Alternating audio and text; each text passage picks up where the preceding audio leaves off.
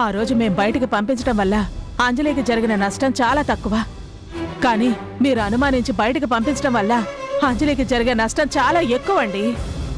ఎందుకంటే తనిప్పుడు మీ బిడ్డని కడుపులో మోస్తోంది. ఆ బిడ్డ రాజశేఖర్ గారి బిడ్డే అని ఎలా చెప్తావు?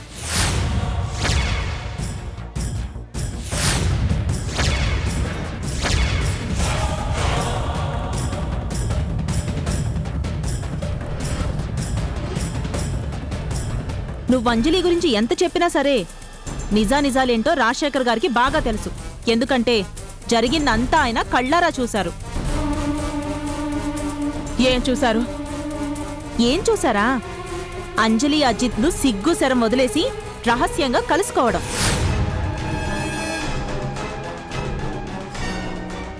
వాళ్ళిద్దరూ పెళ్ళైన వాళ్ళనే విషయం కూడా మర్చిపోయి ఒకరి మీద ఒకరు వాలిపోయి ఒకరి కౌగిల్లో ఇంకొకరు. గీత,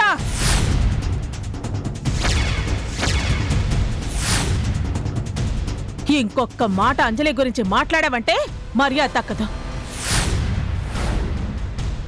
నాకు నీ గురించి తెలుసు, అంజలి గురించి తెలుసు. అంజలి నేను కనకపోయినా పెంచాను. అంజలి ఎలాంటిదో నాకు బాగా తెలుసు. మరి తెలిస్తే వాళ్ళిద్దరి గురించి ముందే నాకెందుకు చెప్పలేదు?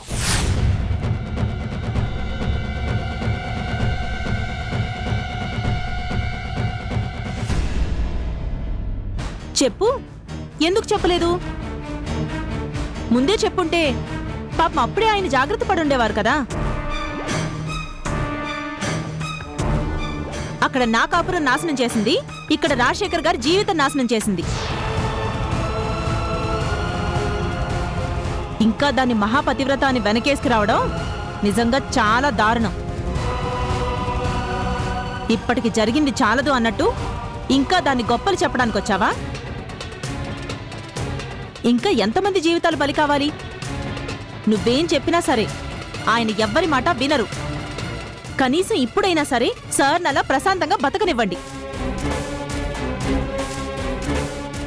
ఏంటి రాజశేఖర్ గారు, మీరు దీని మాటలు నమ్ముతున్నారా? నాకు నా మీదే నమ్మకం పోయిందండి.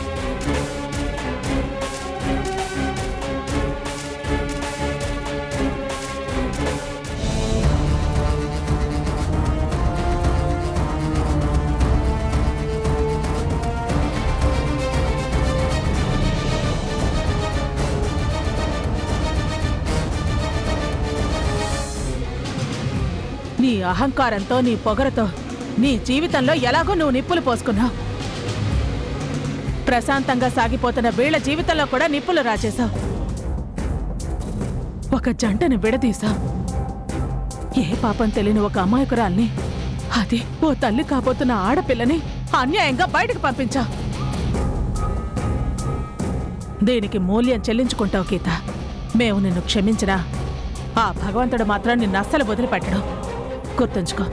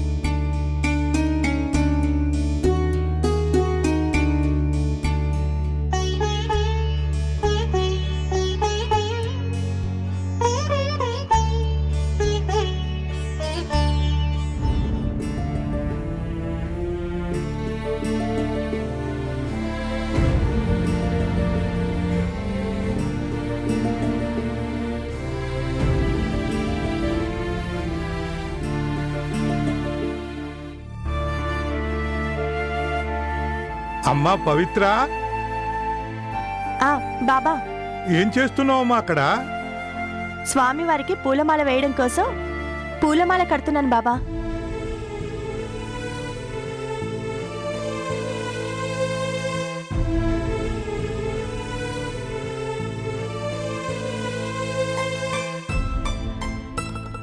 అయితే భగవంతుడి సేవలో పడ్డావన్నమాట. మంచిదమ్మా. అన్ని సమస్యలు పక్కన పెట్టి భగవంతుడి మీద జ్ఞానం నిలుపుకొని ఆయన్ని స్మరించుకుంటే చాలమ్మా. మనిషికి అంతకంటే మించిన మనశ్శాంతి సంతృప్తి మరి ఎక్కడా దొరకవమ్మా.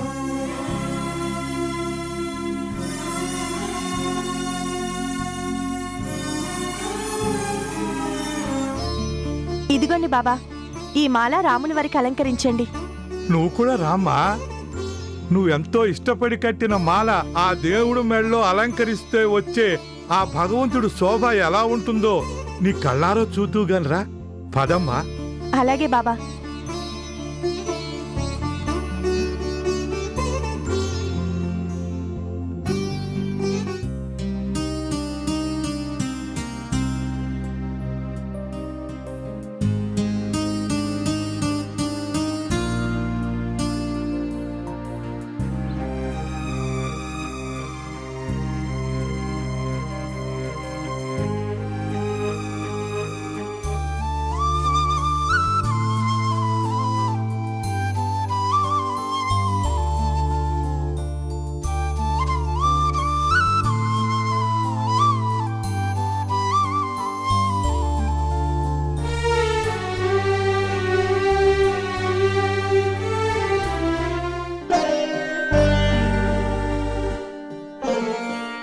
చూసావా తల్లి, నువ్వు భక్తితో సమర్పించిన దండ మెడలో ధరించగానే ఆ భగవంతుడు ఎలా మెరిసిపోతున్నాడు.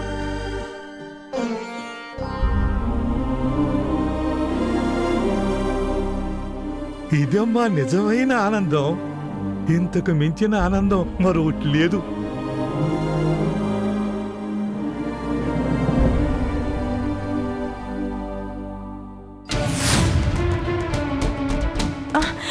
అమ్మా పవిత్ర, అమ్మా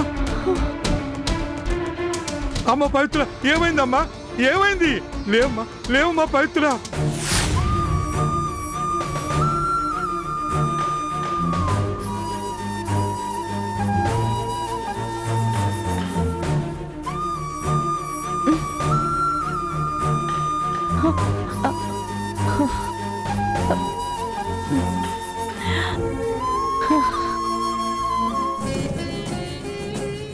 ఏమ్మా, ఏమైంది? కళ్ళు తిరిగాయి బాబా.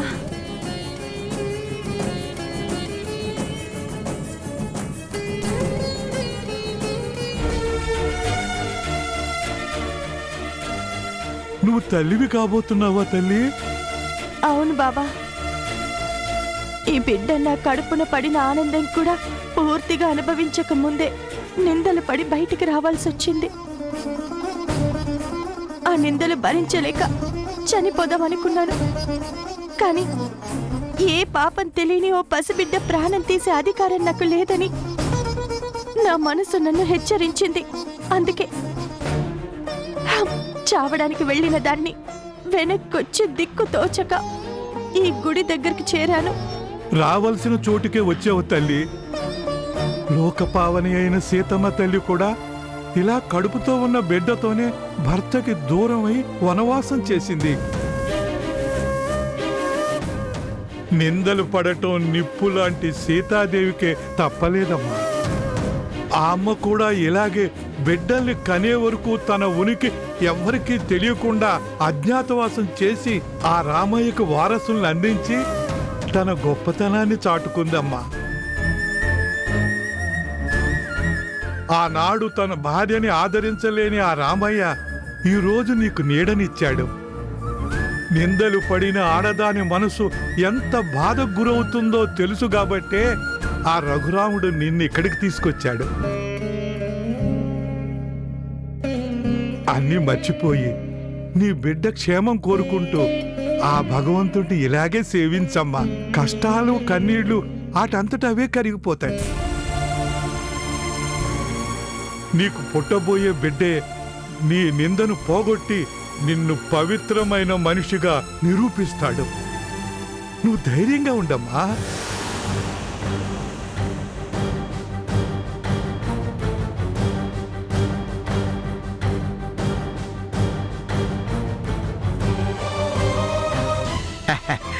ఇదిగోండి శ్రీబాబు గారు, అంజలి అసలు నా కూతురే కాదండి, మీ కూతురే అనుకోండి.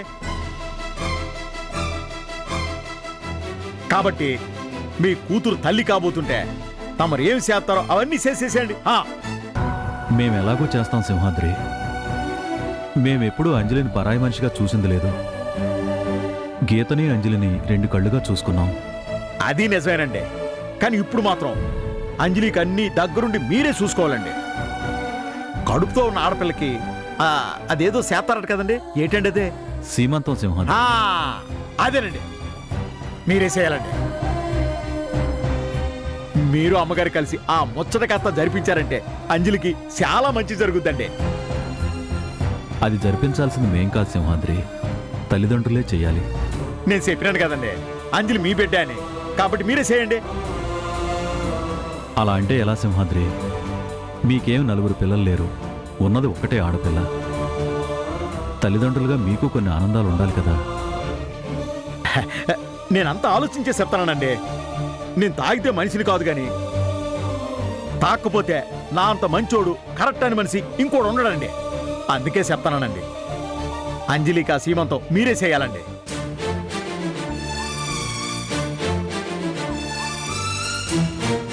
మా లచ్చమ్మ అసలు ఎప్పుడు బయటకు వస్తుందో తెలియట్లేదండి. అయినా అంత పెద్దింటి కోడలైన ఆడపిల్లకి మాలంటూ సీమంతం చేయించడం ఏం బాగుంటుంది చెప్పండి?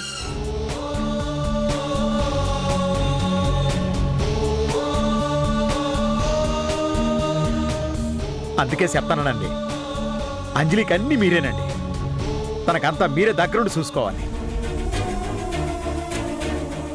ఏం చేయటానికైనా అంజలి ఉండాలి కదా సింహాద్రి. అంజలి ఇల్లు వదిలిపెట్టి వెళ్ళిపోయింది.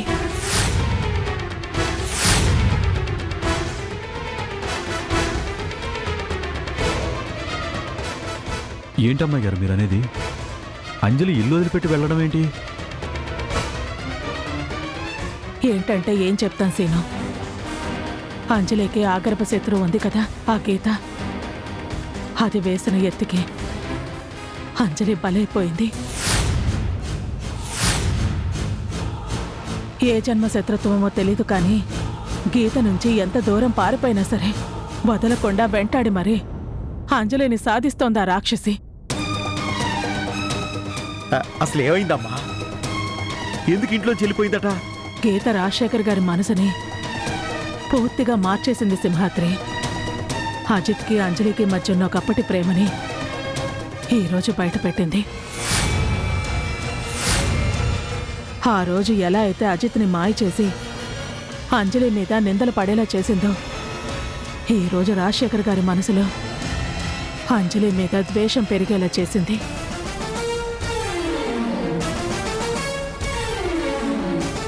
భార్యని అనుమానించే స్థితికి తీసుకొచ్చింది. ఆ అవమానం భరించలేక అంజలి ఇల్లొదిలి వెళ్ళిపోయింది. కనీసం రాజశేఖర్ గారితో మాట్లాడే అవకాశం కూడా లేకుండా చేసింది సీను. అంజలి గురించి 4 మంచి మాటలు చెప్పే ఛాన్స్ కూడా ఇవ్వకుండా అక్కడికి దాపురించింది గీత.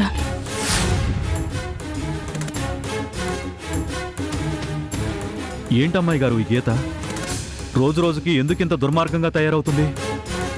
అసలు అంజలిని బతకనీదా? ఇలా ఎంత దూరం తరుగుతుంది? మన ఇంటి నుంచి ఇలాగే వెంటపడి పారిపోయేలా చేసింది. ఆ తర్వాత మనల్ని తరిమి కొట్టింది. మంచి మనిషికి భార్యగా మారి తన జీవితాన్ని చక్కదిద్దుకుంటుంది అనుకుంటే ఇక్కడ కూడా చిచ్చుపెట్టింది. అసలు ఎక్కడి నుంచి వచ్చాయండి తనకి ఈ బుద్ధులు?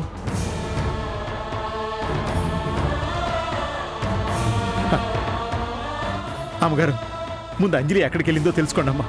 అసలు ఒట్టి మనిషి కూడా కాదు. మనసిరిగిపోవడానికి 1 నిమిషం చాలమ్మా. ఏదన్నా అగత్యం చేసుకుంటుందేమో అమ్మా.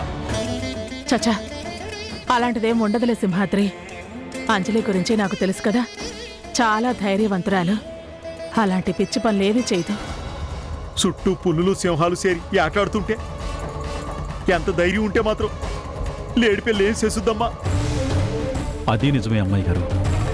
ఆ గీత పని కట్టుకుని వెంటాడుతూ ఉంది. ఈ బాధలు పడలేక ఏదైనా చేసుకుంటే? లేదులే సీను, తన్నాపడానికి కడుపులో బిడ్డుంది.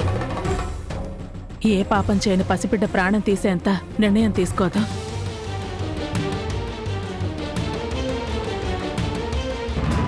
ఎక్కడో చోట అంజలి ప్యానాలతో ఉంటుంది. తన నిజాయితీ నిరూపించుకోవడానికైనా తను ప్యానాలతో మిగిలే ఉంటుంది.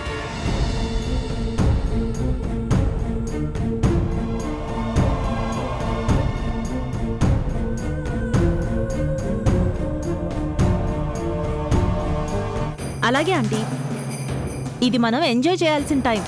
అంజలిని బయటికి పంపించాలి అనుకున్నాను, కొంచెం లేట్ అయినా సరే కరెక్ట్ టైంకి పంపించేశాను.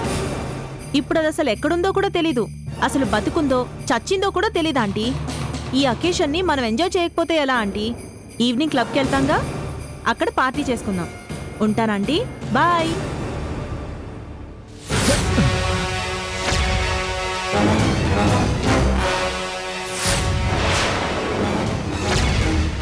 నువ్వా? నువ్వేంటి ఇలా వచ్చావు? నేనే బయటికి లాక్కుని వచ్చాను.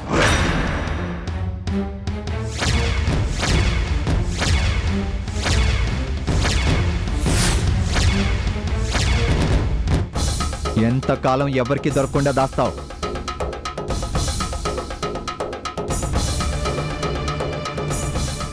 లేరా, చెప్పరా, నిన్ను పంపించింది ఎవరు? అంజలి దగ్గరికి ఎందుకు వెళ్ళావు? ఎవరు పంపిస్తే వెళ్ళావు? అంజలిని గొడవ దగ్గరికి వచ్చేలా ఎందుకు చేసావు? చెప్పరా, చెప్పు. నాదేం లేదు సార్, అంతా ఈ మేడం గారు చెప్తేనే చేశాను.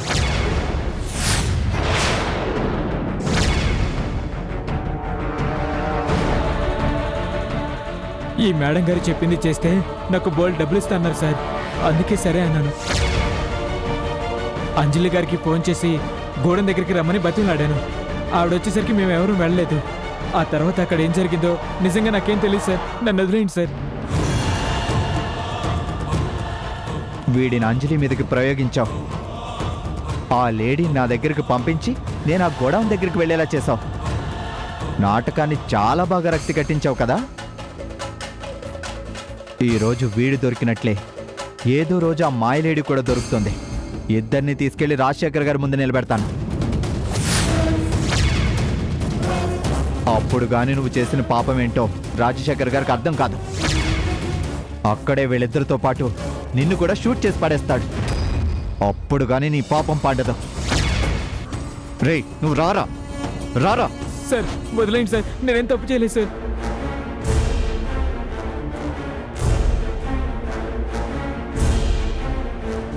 రేయ్,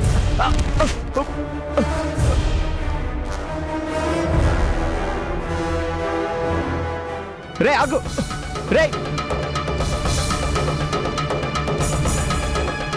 రే.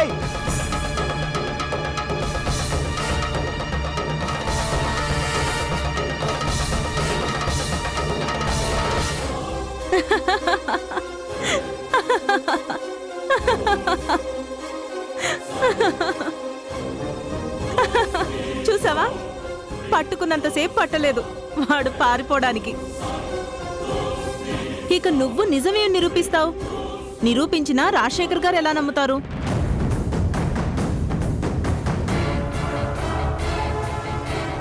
నువ్వు నన్ను ఏమీ చేయలేవు. అంజలిని కాపాడటం నీ వల్ల కాదు.